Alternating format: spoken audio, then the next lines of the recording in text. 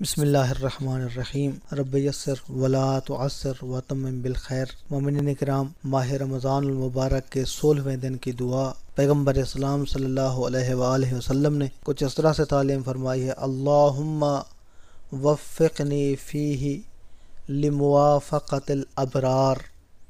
بار الہ مجھے توفیق عطا فرما کہ میں نیک لوگوں کے موافق ہوں اس ماہ رمضان میں، اس مبارک مہینے میں۔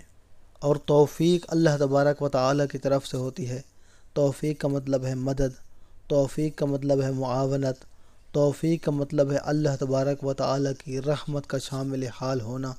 تو ہم اللہ کی بارگاہ میں سوال کرتے ہیں، اللہ کی ذات ہمیں توفیق عطا فرمائے کہ ہم نیک لوگوں کے موافق رہیں، ان کی مخالفت نہ کریں، کیونکہ نیک لوگوں کی مخالفت گویا کہ حق کا ساتھ چھوڑنا ہے اور باطل کا ساتھ دینا ہے۔ اور جس بندے نے باطل کا ساتھ دیا یقیناً وہ ناکام ہے، کیونکہ قرآن مجید کا تو واضح اعلان ہے کہ جاء الحق وزہق الباطل ان الباطل کان زہوقا۔ حق آتا ہے اور باطل پسپا ہو جاتا ہے، اور بے شک باطل ہے ہی پسپا ہو جانے والی چیز۔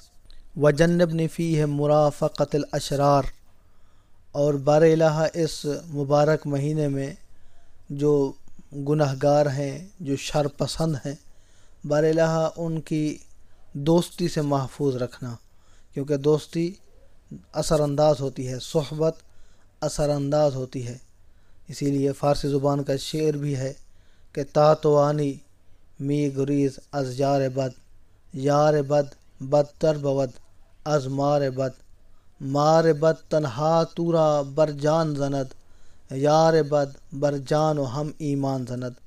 تو اس فارسی کے اشعار میں شاعر یہی پیغام دے رہا ہے کہ اگر ہو سکتا ہے تو کوشش کرو کہ برے دوست سے اپنے آپ کو بچاؤ، کہ برا دوست برے سانپ سے بھی برا ہوتا ہے۔ یار بد بدتر بود از مار بد۔ جو برا دوست ہے وہ خطرناک سانپ سے زیادہ خطرناک ہوتا ہے۔ مار بد تنہا تورا بر جان زند۔ جو سانپ ہے، جو برا سانپ ہے، جو خطرناک سانپ ہے، وہ فقط تمہاری جان کا دشمن ہے، تمہاری جان کے لیے خطرہ ہے۔ لیکن جو برا دوست ہے، بر جان و ہم ایمان زند، تو وہ نہ یہ کہ تمہاری جان کا دشمن ہے، بلکہ تمہاری جان کا بھی دشمن ہے، تمہارے ایمان کا بھی دشمن ہے۔ تو اس لیے پیغمبر اسلام صلی اللہ علیہ وآلہ وسلم بھی ہمیں یہی سبق دے رہے ہیں، یہی درس دے رہے ہیں کہ وَجَنِّبْنِي فِيهِ مُرَافَقَةَ الْأَشْرَارِ۔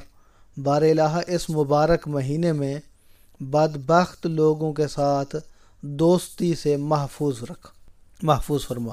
وَآوِنِي فِيهِ بِرَحْمَتِكَ إِلَى دَارِ الْقَرَارِ۔ اور بار الہ اپنی رحمت کا واسطہ، اپنے رحمت کے ذریعے سے ہمیں اس مقام پر پناہ عطا فرما کہ جہاں پر قرار ہو، جہاں پر سکون ہو، اور سکون اور قرار یقیناً اللہ تبارک و تعالیٰ کے پاس ہے، کیونکہ اس کے متعلق بابانگ دوہل یہ اعلان کیا گیا ہے کہ الا بذکر اللہ تطمئن القلوب۔ بے شک اللہ کے ذکر میں ہی دلوں کا اطمینان موجود ہے۔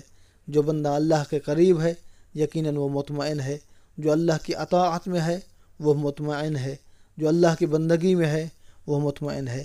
اطمینان اور قرار اللہ کی بارگاہ میں ہے۔ بِإِلَٰهِيَّتِكَ یا الہ العالمین۔ اے عالمین کا معبود، تجھے اپنی معبودیت کا واسطہ، تجھے اپنی الوہیت کا واسطہ ہماری ان دعاؤں کو اپنی بارگاہ میں مستجاب فرما۔ مومنین کرام، اپنا بہت سارا خیال رکھیے گا، اپنی دعاؤں میں یاد رکھیے گا۔ محمد نقی جسکانی کو حوزہ علمیہ نجف اشرف سے شیعہ پوائنٹ سے اجازت دیجیے۔ والسلام علیکم ورحمۃ اللہ وبرکاتہ۔